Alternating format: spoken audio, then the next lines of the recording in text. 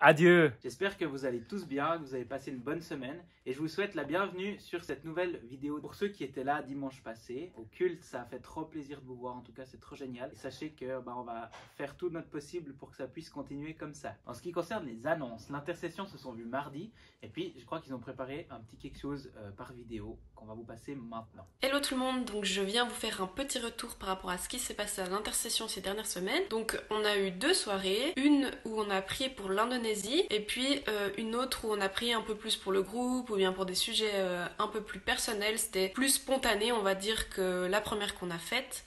Sur l'Indonésie. Donc c'est comme on vous avait dit avec Lisa, on fait des fois des soirées un peu plus construites et d'autres un peu plus spontanées. Du coup pendant ces soirées, on prend aussi des temps d'écoute, pas seulement des temps de prière, parce qu'on pense vraiment que c'est important qu'on puisse tous et toutes travailler aussi l'écoute de Dieu. Et puis on essaye à chaque fois du coup de prendre un petit moment pour voir si Dieu a des images ou bien des thèmes particuliers à nous transmettre. Et moi, ce que j'avais envie de vous partager, du coup, c'est une image que j'ai reçue. J'avais envie de vous partager la mienne parce que ça me concerne, mais c'était aussi pour vous dire qu'on était plusieurs dans le même cas à recevoir un peu le même genre d'image qui était souvent assez positive, comme si Dieu, il était là pour nous dire vous voyez, c'est une période pas facile, mais je suis là avec vous. Et puis c'était vraiment plusieurs images qui nous encourageaient toujours les uns les autres. Du coup, l'image que moi j'ai reçue, que j'avais envie de vous partager, c'était en fait un lever de soleil qui se levait derrière de grosses montagnes noires. Et puis, au début, on voit peu le soleil. Puis au final, comme vous savez, au fur et à mesure de la journée, il monte, il est haut dans le ciel et il éclaire tout le paysage, toutes les montagnes et tout. Et puis j'avais l'impression que Dieu, à travers ça, il avait juste envie de nous dire, voilà, des fois on voit que ces grosses montagnes, on oublie même qu'il y a le soleil qui est là. On voit vraiment que la situation qui est difficile. Mais en fait le soleil il est toujours là et puis si on se concentre sur lui on voit qu'au final c'est lui qui est plus grand que ces montagnes, que lui va finir par tout éclairer et que sa lumière en fait elle va être là partout. Et c'est vraiment le message d'espoir que j'ai l'impression que Dieu il nous donnait, de dire voilà, découragez-vous pas, même si c'est une période pas facile ou des fois voilà on manque de motivation, ce soleil qui est Dieu il est toujours là avec nous, il nous abandonne pas, il nous laisse pas tomber et puis voilà il est présent. Et c'était ce que j'avais envie de vous transmettre. Voilà, donc aussi si vous pensez un de ces quatre à l'Indonésie, pensez à prier pour eux, pour ce pays. C'est un pays dans lequel il y a plusieurs attentats où les chrétiens sont persécutés. Donc si une fois vous pensez à l'Indonésie, vous pouvez prier pour eux. Et aussi si vous avez des sujets, n'hésitez toujours pas à nous écrire, nous on est là pour prier pour vous. Voilà. Ciao ciao. Hello la communauté, j'espère que vous allez bien. Je vais vite vous parler un tout petit moment de l'intercession. J'ai pu y participer à quelques soirées et franchement c'était trop bien, c'était pire cool. J'ai vraiment trop aimé. Et après c'est vrai que juste avant d'aller à la première soirée, j'avais un petit peu des appréhensions parce que ça fait des années que j'ai un blocage avec le fait de prier à haute voix. Genre vraiment j'arrive pas, je trouve tout le temps les combines pour passer à côté et tout. Et on n'est pas du tout obligé de prier à haute voix à l'intercession, mais c'est vrai que ça m'embêtait un peu de pas prier à haute voix. Et un peu avant la première soirée à l'intercession, j'avais une discussion avec Lynn Frémont que vous connaissez certainement, qui m'avait dit qu'au final une prière c'était une discussion entre toi et Dieu et qu'il n'y avait pas à avoir d'appréhension de se mettre des barrières ou avoir peur de quoi que ce soit parce que c'est ok. Et puis il y a vraiment zéro jugement là-dessus. Et du coup je suis allée à cette première soirée à l'intercession et franchement j'ai jamais été autant à l'aise de prier à haute voix. C'était vraiment pire cool, j'ai même trop aimé le faire alors que j'aimais pas du tout le faire avant. Et ouais, c'était vraiment chouette, je suis trop contente parce que maintenant ce déblocage il est parti, ce blocage pardon est parti. Et puis voilà, du coup si vous avez un peu des doutes ou de l'hésitation à y aller, moi je vous encourage trop à aller parce que c'est vraiment chouette. Et puis voilà. Merci beaucoup pour cette petite vidéo, c'est trop bien de voir ce qui se passe avec l'intercession. Et comme dernière annonce, pour ceux qui n'étaient pas là ce dimanche, on a les t-shirts interjeunes qui vont être annoncés. Du coup, je laisse la parole à Elodie. Du coup, on a deux logos, la cassette que Johan portait tout à l'heure et qui est ici, et le vinyle. Et il y a aussi la possibilité du coup de l'avoir en grand comme ici, ou en petit sur la poche. Pour l'avoir le 7 mars au prochain Culte Couleur Jaune, il faudrait me donner une réponse dimanche soir au plus tard, donc ce dimanche qui vient. Il y a aussi la possibilité de commander d'autres choses, des gourdes, des pulls, des stickers, des carnets. Le lien du site est dans la description et la commande se fait au moyen d'un Google Form qui se trouve aussi dans la description. Et puis pour le paiement, il y a possibilité de faire par Twint ou par virement. Il y a toutes les informations dans le Google Form. Alors on va passer au message maintenant. On a le privilège d'avoir Guy Seller avec nous qui va nous partager sur comment suivre Jésus et qu'est-ce que c'est plus concrètement d'être un disciple. Je lui cède la parole maintenant. Bonjour les jeunes, ça fait plaisir de passer cette soirée avec vous, ou cette matinée, je ne sais pas quand vous allez regarder cette vidéo. Et puis il y a peut-être des moins jeunes aussi qui la regardent, donc bonjour tout le monde. C'est un privilège, encore une fois, de pouvoir accompagner Interjeunes à Échallens et puis de pouvoir apporter une parole que je crois être une parole du Seigneur. Vous avez certainement entendu la dernière fois quand j'ai parlé de comment on pouvait suivre Jésus, soit comme les pharisiens, soit comme la foule, soit comme les disciples. Et que Jésus nous avait demandé de faire des nations des disciples. Mais en fait, c'est quoi un disciple? Parce que des fois, il y a des mots qu'on utilise dans notre langage chrétien qui sont acquis pour ceux qui parlent, mais dans la tête de ceux qui écoutent, c'est pas toujours très clair. Alors j'ai regardé dans Google pour voir quelle était la définition du mot disciple. Puis c'était marqué « personne qui reçoit l'enseignement d'un maître » ou « une personne qui adhère aux doctrines d'un maître ». Puis je suis moyennement convaincu de ça. C'est très partiel en fait, parce que oui, bien sûr, les disciples, ils recevaient l'enseignement de Jésus, ils adhéraient à ses doctrines, mais c'était bien plus que ça. C'était pas juste cérébral ou intellectuel.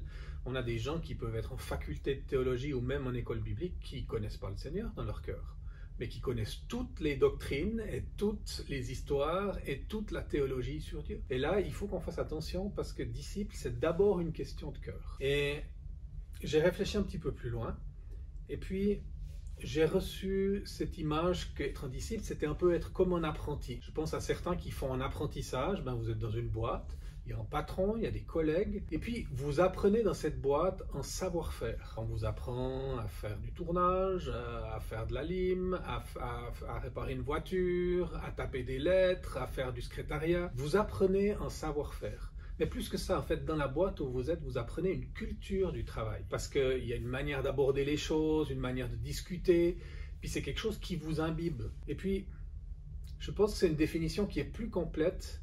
Parce que oui, Jésus a enseigné à ses disciples à faire plein de choses, mais ça va plus loin que ça. Et en fait, le but biblique d'être un disciple, c'est de devenir comme son maître. Et on voit ça dans Luc 6 au verset 40. Le disciple n'est pas plus que le maître, mais tout disciple accompli sera comme son maître. Donc notre but, si on est disciple de Jésus, c'est de devenir comme Jésus. Alors bien sûr, il n'y a personne d'entre nous qui sera parfait, mais quand même, on veut chacun dans notre personnalité, dans nos dons, dans notre manière unique d'exprimer certains aspects de Jésus, parce que Jésus c'est comme un diamant aux multiples facettes, puis on peut en refléter que quelques-unes chacun d'entre nous. Et c'est dans l'unité qu'on peut refléter beaucoup plus de qui il est, mais on veut devenir comme Jésus. Et puis le processus pour devenir disciple, c'est un peu comme l'apprentissage. Au début, on est un peu le pommeau qui doit faire un peu aller acheter les croissants, préparer les cafés, puis nettoyer l'atelier à la fin. Puis on se dit pourquoi je suis venu là. Puis petit à petit, tu apprends à faire des choses. Et les disciples sont souvent testés au début en apprenant à servir. Jésus leur disait, allez chercher votre bateau, je vais me mettre dans la barque pour enseigner les gens. Puis les disciples, ils étaient juste dans le bateau, puis ils s'assuraient qu'elle ne bouge pas trop pour que Jésus ne perde pas l'équilibre. Puis après, ils allaient acheter du pain, pendant que Jésus il attendait au puits. Et puis, ils jetaient le filet, quand Jésus leur disait de jeter le filet.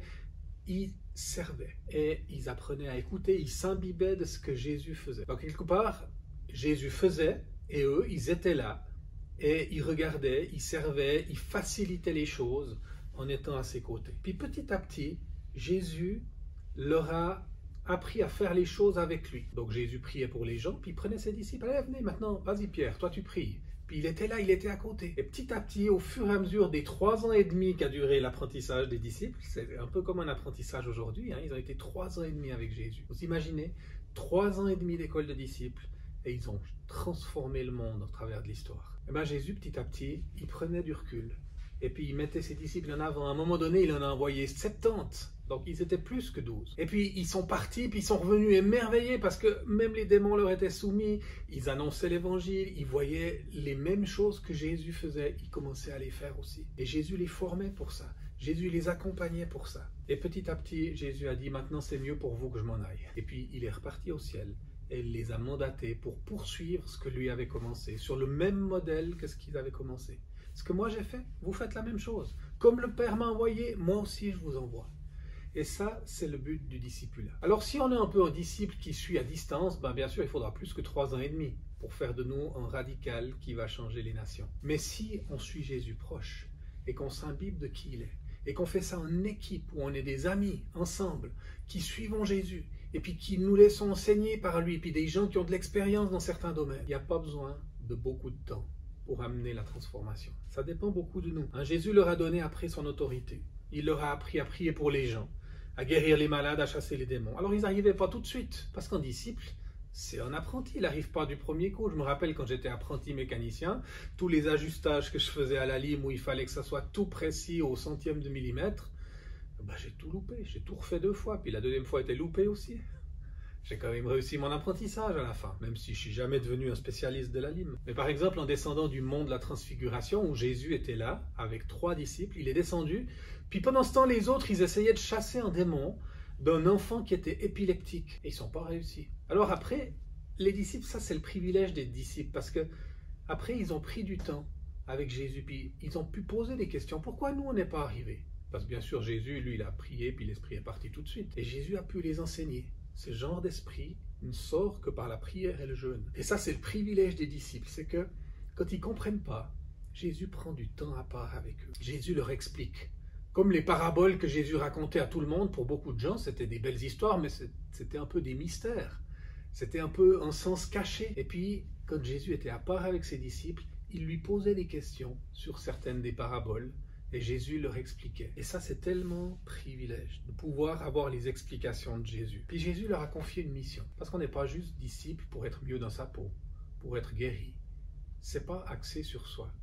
C'est axé sur Jésus, sur le roi, et sur son royaume. Jésus, il a dit à ses disciples, dès le départ, Matthieu 6, 33, cherchez premièrement, en priorité, d'abord, le royaume de Dieu. Tout le reste, ne vous inquiétez pas, ça vous sera donné par-dessus. Mais si vous faites de ça une priorité, et que vous cherchez ça de façon radicale, moi je vais m'occuper du reste. C'est comme si Jésus nous dit, occupez-vous de mes priorités, moi je m'occuperai des vôtres. Donc trouver un copain, une copine, quel métier tu vas faire, toutes ces choses où des fois ça nous torture. Puis une fois qu'on a la réponse, alors on donne un petit bout à Jésus. Mais ça, il faut d'abord que je résolve ça. Jésus dit, non, non, tu mets les choses à l'envers. Cherche premièrement. Devenir disciple, c'est s'engager dans un chemin de croissance, où tu prends petit à petit des responsabilités. Et c'est pas toujours facile. Ils étaient 12 les disciples au début. 12 spéciaux que Jésus a choisis pour être avec lui. Et à Interjeune, vous avez le privilège d'être une équipe. Vous avez des potes, vous avez des amis, vous avez des gens avec qui vous vivez des expériences communes. Ça vous donne un souvenir commun. Mes amis d'Interjeune d'il y a 30 ans en arrière, c'est encore certains de mes meilleurs potes aujourd'hui. Parce que les amitiés que vous bâtissez à ce moment-là, c'est un moment unique dans la vie. Puis comme ensemble, on cherchait d'abord le royaume de Dieu, puis on voulait voir Seigneur agir dans notre ville, dans notre région, dans notre génération, on a vu des choses se passer. Parce qu'on se soutenait les uns les autres, on avançait ensemble, et il y a une force quand on est ensemble. Et pourtant, les 12 disciples, ils étaient super différents. Il y avait un zélote, Simon le zélote. C'était les révolutionnaires, c'était un peu, on pourrait dire l'UDC de l'époque. Ou bien alors, l'extrême gauche, si on voulait aller dans l'autre sens. Puis ils avaient Zachée. Zachée, c'était le collecteur d'impôts, donc le collaborateur des Romains. Donc vous avez le zélote qui, lui, il fait des attentats, il va voler, il va détruire tout ce qu'il peut pour que les Romains partent. Puis vous avez le collabo. Et puis Jésus les a appelés à être ensemble. Puis ils étaient potes dans la même équipe de disciples. Et à Interjeune, vous avez peut-être des autres qui ne sont pas du tout comme vous, puis qui vous énervent. Et ça fait partie de la formation de disciples. Et c'est une des forces de Jésus, de pouvoir vous remplir de son esprit, vous faire vivre des expériences communes. Et alors que vous êtes tellement différents dans vos caractères, dans votre approche, il vous met ensemble.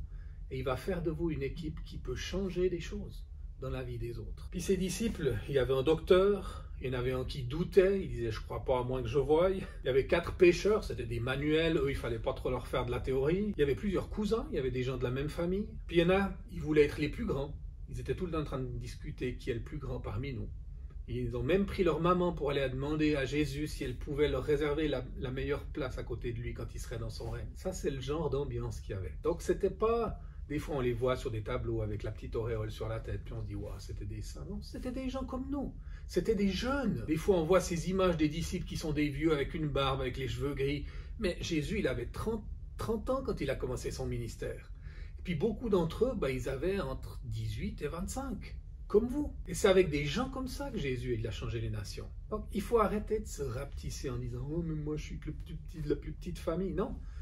Prends au sérieux le fait que Jésus t'appelle à être son disciple et prends au sérieux qu'il peut faire infiniment au-delà de ce que nous demandons ou pensons. Puis finalement, tous les disciples l'ont trahi à un moment donné, à commencer par Pierre, celui qui disait qu'il ne l'abandonnerait jamais. Ben voilà, dans notre vie, on découvre qui on est aussi. Puis des fois, on est un peu déçu de qui on est. Nos craintes, de nos inconséquences, nos incohérences. Mais Jésus pardonne et Jésus, il continue à miser sur nous. Jésus, il mise sur ta vie. Et Jésus, il t'appelle à t'engager dans un chemin de croissance. En étant disciple, tu ne vas pas pouvoir rester caché derrière tes bagages. Tu ne vas pas pouvoir rester derrière ton troupeau. Tous les hommes que Dieu a utilisés, ils avaient une petite vision d'eux-mêmes. Moïse disait, moi je ne sais pas parler. Gédéon disait, moi je suis le plus petit de la plus petite famille, de la plus petite tribu d'Israël. Jérémie disait, moi je suis trop jeune. Et pourtant, ils sont tous dans la Bible, ces gens. Et ils influencent des centaines de millions de personnes encore aujourd'hui. Alors, est-ce que tu peux croire que Dieu peut faire ce qu'il a fait de façon répétée dans l'histoire et dans la Bible avec ta propre vie? J'aimerais donner 3 points en conclusion pour nous aider à grandir dans ce chemin de disciple et à devenir petit à petit comme Jésus, lui ressembler le plus possible en tout cas. Premièrement, accepte chaque proposition qui t'est faite de relever un défi où tu as besoin de Dieu. Fais pas seulement les choses où tu es à l'aise, où tu es confortable. Il y a des gens qui disent « Ah, moi j'aime pas aller évangéliser, j'ai l'impression que je dérange les gens ». En fait, beaucoup d'entre nous, on a la trouille d'aller évangéliser dans la rue. Puis on se cache derrière notre peur. Puis on la rationalise, puis on la justifie. C'est quand la dernière fois que tu as fait quelque chose où tu avais besoin de Jésus? Notre foi, il grandit quand on relève un défi. Et je peux dire que la première fois que j'ai donné mon témoignage dans la rue, dans un camp d'évangélisation, j'ai cru que je faisais pipi aux culottes. J'ai bégayé tout du long, il n'y a personne qui s'est arrêté. Mais quelle victoire ça a été sur mes propres craintes. Et la fois suivante, ça m'a donné un fondement sur lequel je pouvais m'appuyer. Et puis j'ai pu grandir petit à petit à partir de ces pas d'obéissance en relevant les défis que Dieu me donnait. Alors si les responsables du groupe, ou si un orateur, ou si un pasteur te défie à faire quelque chose, puis que t'as jamais fait, puis que tu as peur, puis que tu es impressionné, ben dis-toi, ok, Seigneur, c'est peut-être toi qui me donne une occasion de poser un fondement d'obéissance et de te faire confiance. Deuxièmement, l'humilité. L'humilité, elle va être clé. C'est pour ça que c'est rarement les gens qui sont sûrs d'eux que Dieu va utiliser. C'est pour ça qu'il a été chercher tous ceux qui se sentent incapables. Parce que ceux qui sont sûrs d'eux, en fait, ils n'ont pas besoin de lui. Et l'humilité, on sait que c'est soit c'est Jésus qui le fait, soit ça ne va pas se passer parce que si je m'appuie sur mes propres forces, il n'y a pas grand-chose, quoi. Et Dieu, dans la Bible, dit « Je fais grâce aux humbles ». Et grâce, ça veut dire qu'il te donne sa force, il te donne sa motivation, il te donne sa capacité. Il y a quelqu'un qui disait « Dieu n'appelle pas des gens qualifiés, mais Dieu qualifie des gens appelés ». Et si Dieu t'appelle, il va te qualifier. Si tu mets ta confiance en lui, que tu regardes à lui, alors tu vas voir qu'il va faire des choses incroyables. Les gens humbles, ils sont prompts à se remettre en question. Ils ne sont pas indépendants. Ils connaissent leurs limites. Ils savent de quel bois ils sont faits. Donc ils vont se mettre redevables à d'autres personnes. Ils vont donner un droit de regard. Ils vont accepter les remarques des gens. Ils sont enseignables. Ils ont envie d'être repris quelque part. Ils cherchent la correction, ils cherchent l'accompagnement, ils cherchent à être soumis à d'autres. Ce n'est pas des gens indépendants et solitaires qui veulent faire qu'à leur tête. Dieu fait grâce aux humbles, mais il résiste aux orgueilleux. Donc les groupes de jeunes qui deviennent orgueilleux et qui s'isolent, en particulier des autres générations, souvent, je peux dire que c'est déjà la fin qui est là. Puis Dieu attendra la prochaine génération pour faire quelque chose dans ce groupe de jeunes. Troisième point, la crainte de l'Éternel. Je vous enseignerai une fois plus en détail sur ce que c'est, mais c'est une clé pour votre génération. La crainte de l'Éternel, c'est être plus préoccupé de ce que mon attitude provoque chez Jésus que tout le reste. Par exemple, quand on a fait un camp de ski avec vous il y a 2 ans, on a vu le Seigneur qui a agi de manière tellement puissante. Et ça nous a touchés. Et c'est comme si le Seigneur, il tendait la main en disant, ben voilà, ça, c'est ce que je veux vous offrir. Chaque semaine, et puis dans votre vie quotidienne. Puis j'ai vu des groupes qui après sont rentrés chez eux, puis sont partis dans toute autre chose. Et les amis, ça provoque la crainte de l'Éternel en moi. Parce que quand Dieu nous visite, c'est pas juste pour nous faire consommer un petit bout de sa puissance. C'est pour nous attacher à lui. Et puis voir si vraiment c'est ce qu'on veut comme style de vie. Et la crainte de l'Éternel, ça nous fait nous dire, Seigneur, je ne veux pas te décevoir. C'est pour ça que Dieu nous appelle plus ses serviteurs, mais ses amis. Un serviteur, son souci, c'est de ne pas désobéir. Qu'est-ce que j'ai le droit de faire ou de ne pas faire en tant que chrétien? Un ami, son principal souci, c'est de ne pas décevoir. Je ne veux pas décevoir mon ami parce que je me soucie de son cœur. Et le Seigneur t'appelle à avoir la crainte de l'Éternel. On arrive au bout, et de nouveau, prenez votre carnet bleu et notez, qu'est-ce que Dieu vous a dit au travers de ce message. C'est quoi votre défi principal? Et sur ces 3 points, l'humilité, la crainte de l'Éternel, accepter les défis de grandir. Qu'est-ce que Dieu il est en train de souligner dans ta propre vie? On est appelé à être des disciples. Et tous les disciples sont appelés à devenir des leaders. Mais ça peut être dans plein de choses différentes. Ça ne veut pas dire que tu es forcément celui qui est devant et qui donne les instructions à tout le monde. Tu peux être un leader serviteur qui est derrière, qui gère l'intercession, la prière, la sono, toutes sortes d'autres choses. L'hospitalité, l'accueil des gens. Et on a à cœur à Interjeunes de multiplier les leaders. Quelqu'un me disait, si tu veux grandir et voir une multiplication, il ne faut pas multiplier les activités, il faut multiplier les leaders. Et il y a un potentiel de nombreux leaders au milieu de vous. Et avec les responsables, on a à cœur de commencer dès qu'on pourra, au niveau du Covid et tout ça, une fois par mois, une formation mensuelle, où on va former l'équipe de responsables, mais on veut aussi accompagner tous ceux dans le groupe qui ont envie de grandir et de devenir des responsables. Ça peut être responsable de ta propre vie, ça peut être responsable dans quelque chose à l'extérieur, dans les scouts ou dans les FJ, ou dans une activité, ou dans un camp à la Ligue, ou au GB, ou dans un rôle à l'église, quand tu sens que le Seigneur t'appelle. Et on croit que si on multiplie les responsables, alors il va y avoir une explosion aussi de ce que Dieu va faire au travers de vous. Et j'aimerais vous proposer de vous préparer et de demander à Dieu, est-ce que tu m'appelles à m'engager dans un chemin comme ça? Pas dans un chemin où je viens juste consommer, où je suis juste la foule qui est là pour ses potes, qui est là pour les bonnes expériences. Mais à un moment donné, je choisis de faire de Jésus ma priorité. Je choisis de payer le prix. Un samedi par mois, il y a un prix à payer. Mais je choisis de grandir et de croire que par ma vie, Jésus peut faire quelque chose qui va aller infiniment au-delà de ce que nous demandons ou pensons. C'est pas moi qui le dis, c'est la Bible. Alors est-ce qu'on va le prendre au mot? Que le Seigneur vous bénisse et vous encourage dans vos réflexions. Merci beaucoup Guy pour ce que tu nous as partagé. Et maintenant, du coup, on va avoir un petit temps de réflexion. Je vous invite à prendre vos carnets, à prendre le temps pour vous et avec Dieu, et puis à réfléchir aux questions qui vont être posées juste ici.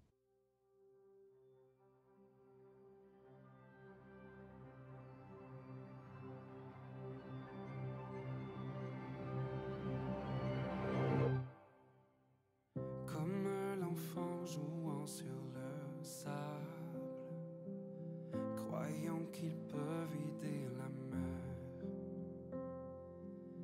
je me tiens devant l'inexprimable, l'amour plus grand que l'univers. Tu es Dieu, éternel et infini.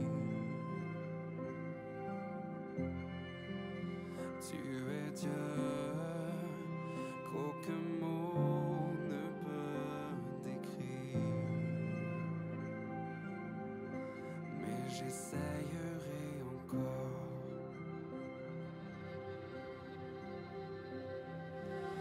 Qui saurait dessiner ta grandeur? Qui pourrait dire ta beauté? Des millions d'anges louent ta splendeur, mais tu te plais à m'écouter. Tu es Dieu, éternel et infini. Tu es Dieu, qu'aucun mot ne peut décrire. Oh, tu es Dieu, éternel et infini. Tu es Dieu, qu'aucun mot ne peut décrire. Mais j'essayerai encore, j'essayerai encore. Mes mots sont imparfaits, mais je continuerai. J'essayerai encore, j'essayerai encore. Oui, pour l'éternité, nos chants vont résonner. J'essayerai encore, j'essayerai encore. Mes mots sont imparfaits, mais je continuerai. J'essayerai encore, j'essayerai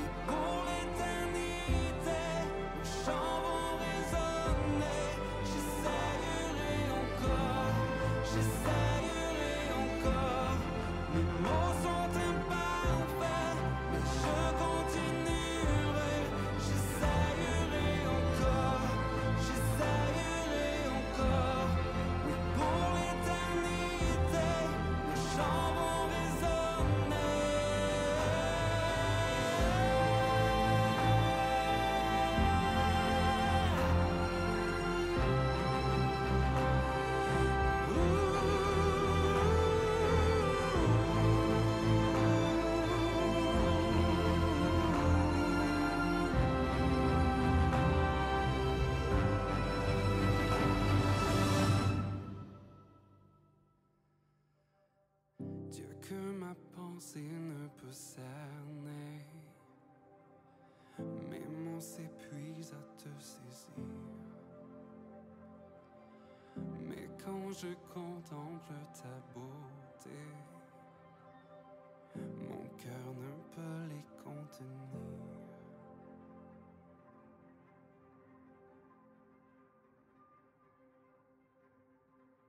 Alors voilà, on arrive au terme de cette vidéo. Et puis je vous rappelle que vous pouvez toujours en parler des sujets entre vous. Vous pouvez venir nous parler à nous les restes si vous avez besoin de prière, si vous avez besoin de discuter pour quelque chose.